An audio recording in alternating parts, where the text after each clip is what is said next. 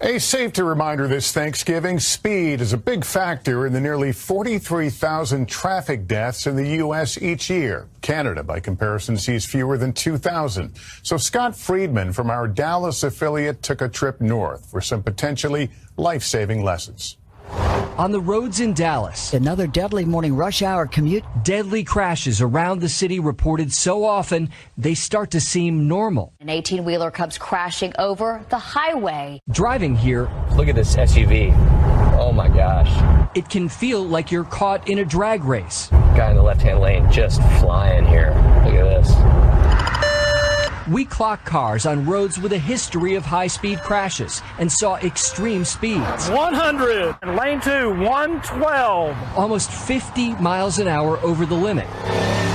And on city streets, we saw freeway speeds. 63 right here. We analyzed federal data and found over 5 years, Dallas had the highest traffic fatality rate among America's 10 largest cities. And speed was the #1 factor in deadly wrecks. The numbers are too high.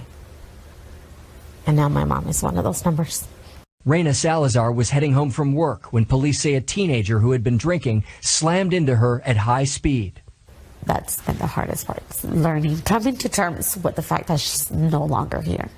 On this residential Dallas street, witnesses say a driver punched his accelerator, crashing into Max Kayham's SUV, breaking his sternum, shattering his wrist. That is one thing I do remember is the high RPMs as he was hitting me.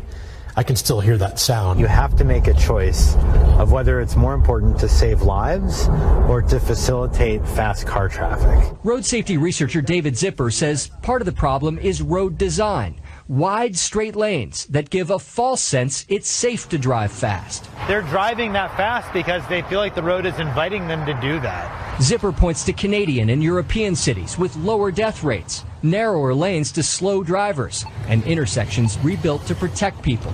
To see, we went to Edmonton, Canada. Everybody stops. Everybody stops for us. Right? So it's so safe for you. There is no conflict between pedestrian and vehicle.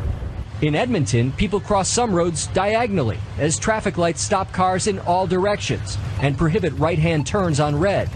Edmonton is also removing traffic lanes and installing speed calming devices that narrow streets.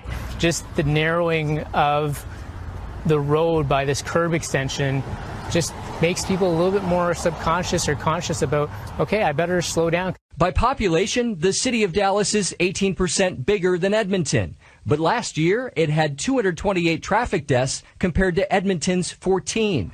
After Edmonton adopted a Vision Zero safety plan in 2015, including automated speed enforcement, traffic deaths dropped 50% and injuries 30%. Lessons that might help more cities. Look at how fast that guy just passed us. Slow down and save lives. Scott Friedman, NBC News, Dallas.